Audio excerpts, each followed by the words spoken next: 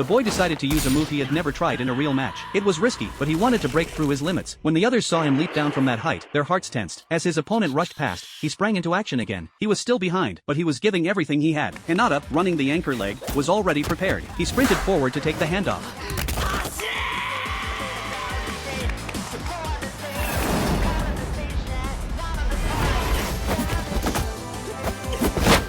Just when their rivals thought victory was guaranteed, Hinata vaulted over obstacles with incredible speed, closing the gap. The opposing runner saw Hinata's agile form and pushed himself harder. He too had a reason he couldn't afford to lose. For his older brother, their team's strategist, he wanted to prove himself before graduation. He ran both as a runner and as the commander. But now, all he could do was watch Hinata's back pulling away. He didn't understand. He had worked so hard. Why was it still not enough? Hinata secured their ticket to the next round, but instead of resting, he rushed to check on Mokio's injury. Mokio was quickly taken to the hospital. Meanwhile, news spread that Riku's older brother had returned to the country. He was once the closest thing to running like the wind, the star of their sprint club, and now people whispered that the legend had returned. Pressure mounted for the rivals. As the next race approached, their opponents tried to shake Riku's focus, taunting him about living forever in his brother's shadow. The words pierced deep, and Riku lost his rhythm. He exploded out of the start, using all his strength right away. Nana watched anxiously as Riku surged ahead recklessly, his breathing ragged. Soon his energy began to fade, and the course still stretched long. His rival caught up easily. Frustrated, Riku threw himself in the runner's path, but the opponent brushed past without hesitation, leaving Riku in the dust. To Riku, it felt like being trampled beneath his brother's unreachable figure. He had grown weary of hearing that he needed to be more diligent, more serious. Nana's shout snapped him back to reality just in time for the handoff. Riku apologized in shame. Heisukura took the baton and reassured him before charging ahead. Heisukura thought he could close the gap, but his rival was troublesome, weaving constantly to block his line. It was infuriating, and Heisukura couldn't break free. By the time he reached the third leg, he was still trapped. Worse, their opponents had chosen a powerful runner specifically to clash with him. A single collision could knock Heisukura out like before. Nana spotted the danger and shouted for him to ease up, but Heisukura understood something in that moment. Instead of slowing, he accelerated. The rival responded, but Heisukura's teammates had caught on to his plan. Their baton exchange was flawless, and they surged past. They had to win this time. Koga took the handoff. Beside him, the injured Mokio ran along the sidelines, shouting encouragement. Teachers panicked and tried to hold Mokio back, not understanding the fire in him. The day before, Koga had visited Mokio in the hospital, unsure if he was welcome back on the team. Mokio made it clear, he didn't resent Koga's return, but he wasn't about to give up his spot without a fight. Fueled by Mokio's cheers, Koga shifted his path under an overpass, cutting wind resistance even though it made the route longer. He conserved strength, then exploded with speed as he reached Hinata's zone. The baton exchange gave Hinata a huge advantage, but luck wasn't on their side. Hinata lost his lead almost instantly at a sharp corner. To honor Koga's effort, he unleashed his parkour skills, vaulting and weaving to stay close. The race became neck and neck. On the other side, the rival team's commander lost his composure, screaming at his runner, treating him like nothing but a tool. Fed up, the runner shut off his earpiece. For them, the race was never just about victory. It was about the joy of running together. Hinata took the lead once more and passed the baton. Their final runner exploded with speed, refusing to leave any opening. The rivals faltered, stunned by the intensity. The gap stretched wider and wider until, by the time the finish line appeared, their opponents could only watch his back in the